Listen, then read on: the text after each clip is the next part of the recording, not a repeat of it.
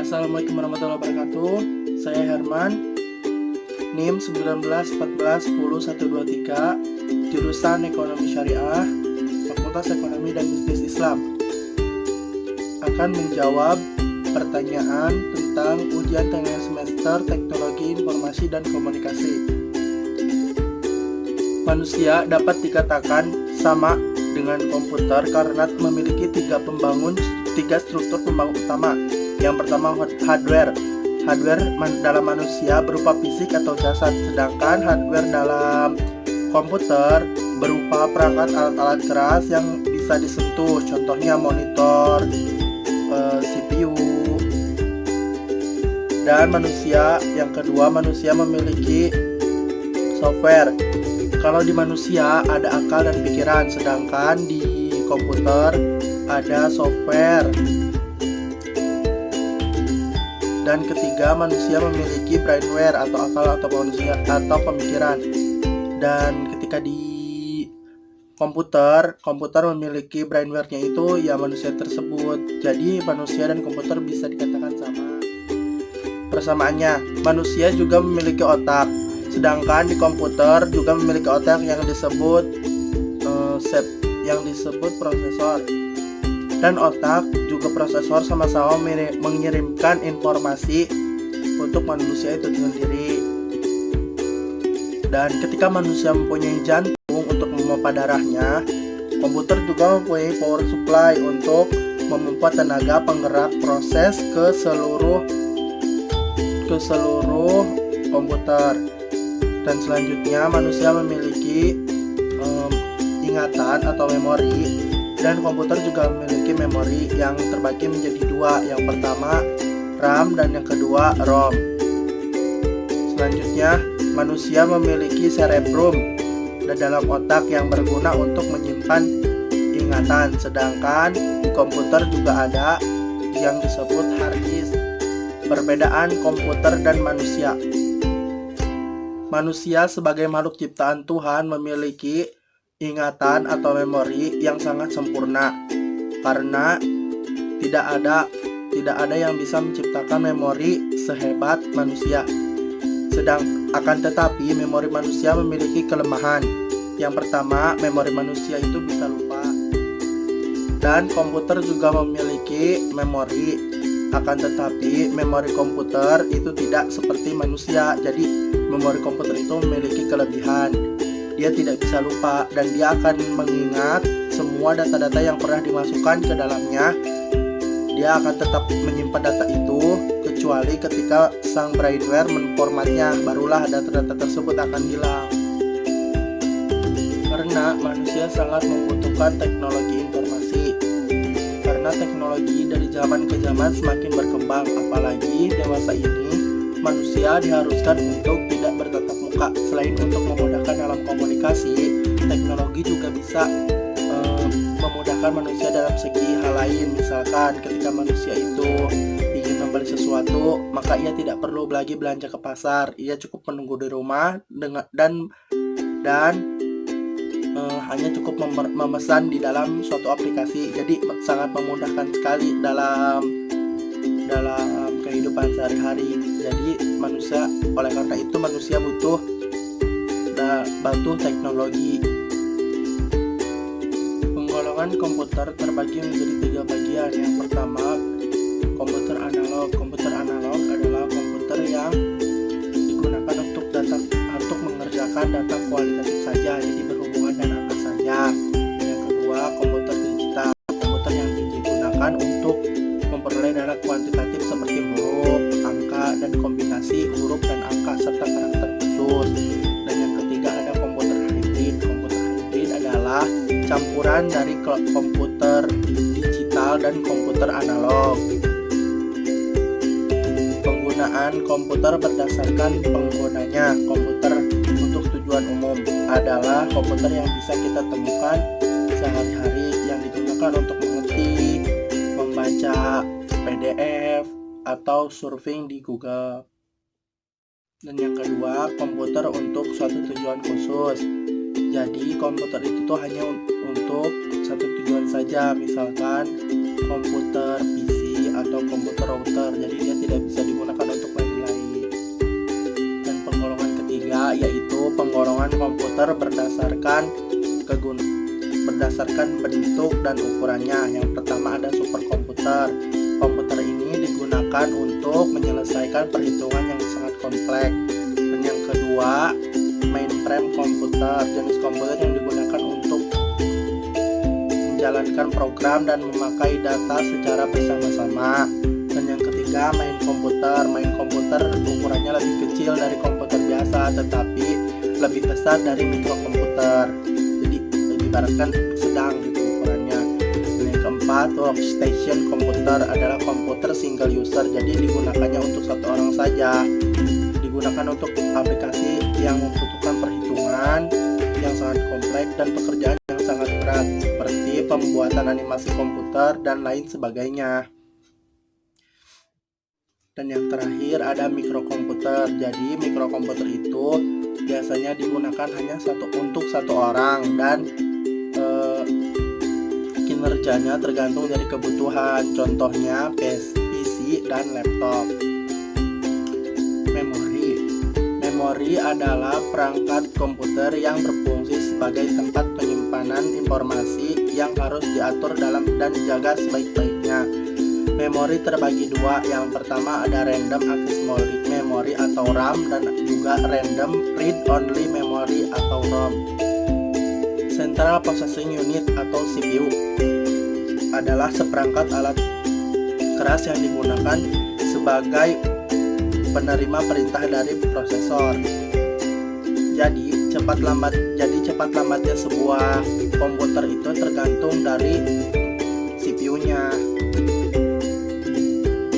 Prosesor atau biasa disebut dengan otak komputer adalah inti dari komputer untuk memerintahkan semua yang ada dalam komputer. Letaknya di dalam motherboard.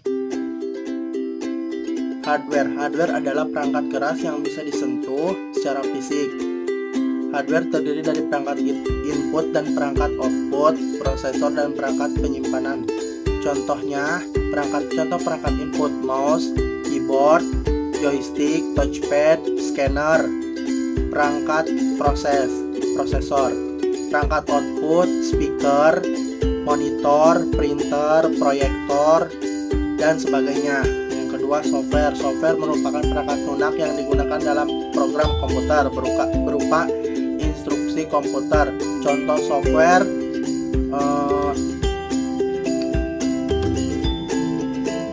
Windows, Linux, Unix, dan lain-lain. Selanjutnya, solid state drive atau SSD, media penyimpanan juga, akan tetapi dia membutuhkan IC, integrated circuit, untuk menyimpan data. Dan SSD juga adalah inovasi dalam suatu penyimpanan data. Jadi SSD itu yang paling modern di antara yang lainnya. Selanjutnya, brainware adalah pengguna komputer. Tanpa adanya brainware, komputer tidak bisa dijalankan. Jadi, brainware sangat berpengaruh dalam penggunaan komputer untuk saat ini. Komputer generasi pertama atau yang biasa disebut ENIAC. Komputer ini dibuat pada tahun 1940 sampai 1959. Komputer ini sangat besar sekali, bentuknya bisa sebesar satu ruangan kelas. Dan yang kedua, komputer generasi kedua tahun 1959 sampai 1964. Komputer ini pun sama, bentuknya masih sama-sama besar, akan tetapi lebih kecil sedikit daripada komputer generasi pertama. Komputer ini hanya bisa mengolah data saja dalam bentuk angka yang sangat kecil. Jadi belum seperti modern seperti saat ini. Komputer generasi ketiga. Komputer ini masih sama besarnya seperti komputer generasi pertama dan kedua, akan tetapi ia bisa bentuknya lebih kecil dan memiliki IC atau integrated circuit. Jadi inilah ciri khas dari komputer generasi ketiga. Sedangkan untuk komputer generasi keempat sama-sama memiliki IC, akan tetapi IC-nya itu lebih kompleks atau lebih maju gitu. Komputer ini dibuat pada tahun 1970-an sampai 1980-an. Yang kelima, komputer generasi kelima. Jadi komputer ini itu dibuat pada tahun 1980 sampai sekarang. Jadi komputer ini yang bisa kita lihat. Walaupun dari tahun ke tahun bentuknya semakin tipis, akan tetapi dan sangat berkembang dalam hal penyimpanan, karena komputer zaman dulu dengan zaman sekarang sangatlah berbeda dari baik dari segi baik dari segi teknologi, dari segi apapun itu. Jadi lebih modern. Hard disk adalah sebuah media penyimpanan yang berbentuk kotak atau piringan yang digunakan untuk menyimpan data. Data dalam hard disk bersifat permanen kecuali sang pemilik atau brainware menghapusnya, maka data tersebut akan hilang. Selanjutnya, floppy disk atau biasa disebut disket adalah media penyimpanan luar yang digunakan untuk menyimpan data, akan tetapi penyimpanannya sangat terbatas karena paling bisa menyimpan data sekitar 5-10 MB-an, karena floppy disk ini digunakan pada saat komputer generasi ke-3 sampai dengan ke-4. Flash disk adalah alat penyimpanan data, akan tetapi bentuknya lebih kecil dari hard disk, dan biasanya flash disk juga penyimpanannya lebih kecil daripada hard disk. Compact disk atau biasa disebut CD terbagi menjadi dua. Yang pertama ada CD-ROM yang biasa digunakan untuk membaca file saja, tapi tidak bisa menyimpan data, dan yang kedua ada CD-RW. CD-RW biasa digunakan untuk menyimpan data, akan tetapi jumlah penyimpanannya tidak sebanyak hard disk, flash disk ataupun SSD. Sedangkan untuk operasi sistem atau sistem operasi Linux adalah sistem operasi yang digunakan secara gratis dan penggunaannya itu tidak diatur seperti Windows. Ketika Windows memiliki lisensi dalam penggunaannya, Linux tidak memiliki lisensi. Linux adalah sistem operasi turunan yang berasal dari Unix. Dari sifatnya yang gratis ini membuat Linux semakin berkembang sehingga ia dijadikan sebagai cikal bakal dari Android. Sistem operasi ini pertama kali digunakan atau dikeluarkan pada tahun 2001 yang sangat diminati oleh para penggunanya. Itu yang dimaksud dengan software sistem operasi. Sedangkan untuk software sistem komputernya yang misalkan CorelDRAW, Photoshop, dan lain-lain. Sedangkan untuk Symbian Operating System adalah sistem operasi yang dimiliki oleh Symbian.ltd. Sistem operasi ini dirancang untuk perangkat bergerak. Sistem operasi ini biasa digunakan dalam handphone Nokia, Sony Ericsson, dan lain-lain.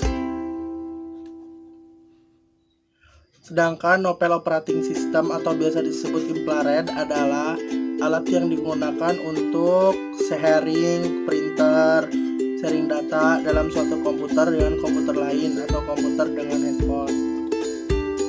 Microsoft Windows atau biasa disebut Windows adalah sistem operasi yang dikembangkan oleh perusahaan besar bernama Microsoft yang dimiliki oleh seseorang bernama Bill Gates. Windows pertama kali dirilis pada tahun 1985. Bahasa pemrograman yang digunakan C++ dan lain-lain. Sedangkan untuk sistem operasi macOS atau disebut Macintosh adalah sistem operasi yang dikembangkan oleh perusahaan Apple. Sistem operasi ini sangatlah berbayar dan biasa digunakan dalam komputer ataupun handphone yang bermerek Apple. Sedangkan untuk compact disk adalah piringan padat yang digunakan untuk menyimpan suatu data. Jadi compact disk adalah termasuk dalam penyimpanan eksternal data. Mungkin itu saja yang dapat saya sampaikan. Kurang dan lebihnya mohon maaf. Assalamualaikum warahmatullahi wabarakatuh.